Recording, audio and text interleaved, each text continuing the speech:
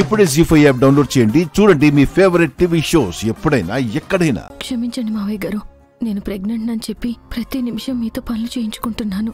మిత్రగారిని కాపాడడానికి మరో దారి లేక ఇదంతా చేస్తున్నాను. కానీ రేపు నిజం తెలిస్తే మీరందరూ ఏమనుకుంటారో, ఎంత బాధపడతారో గుర్తు చేసుకుంటుంటే తట్టుకోలేకపోతున్నాను.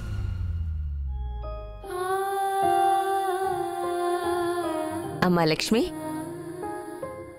ఇవేంటో తెలుసా? ఇదేంటో తెలుసా?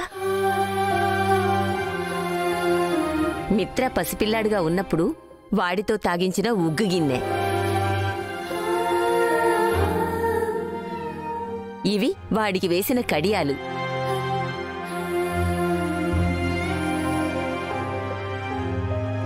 నానమ్మా, ఇవన్నీ చిన్నప్పుడు నాకు వేసినవా?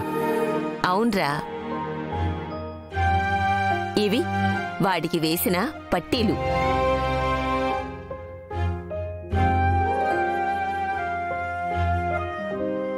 ఇది చూడు, వాడి చిన్నప్పుడు వేసిన బంగారు మొలతాడు.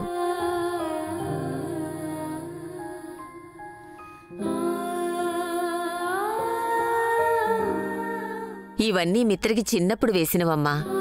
మళ్ళీ నీకు కొడుకో కూతురో పుడితే వాళ్ళకి ఇవన్నీ వేసి నేను చూసుకోవాలని ఆశగా ఉంది.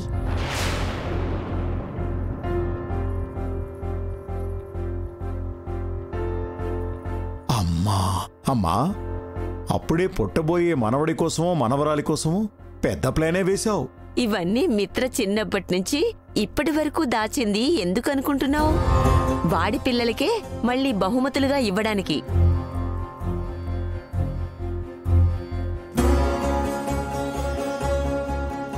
అప్పుడు మనవడి కోసం ప్లాన్ చేసింది, ఇప్పుడు ముని మనవడి కోసం ఇంత ప్లానింగ్ లో ఉంది మా అమ్మ.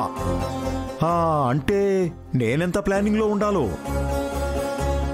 అమ్మా లక్ష్మి, నువ్వు పిల్లలకనే సమయానికి ఇలాంటివన్నీ ఓ 10 రెట్లు వస్తువులు తయారు చేసి పెట్టేస్తాను.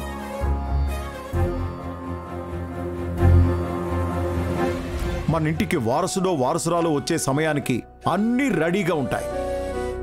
నువ్వింకా కనడమే లేటు.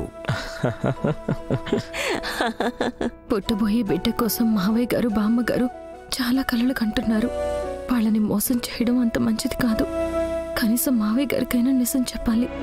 ఆయనకైనా అసలు ఏం జరిగిందో, నేను ఎందుకు ఇలా చేయాల్సి వచ్చిందో తెలియచేయాలి.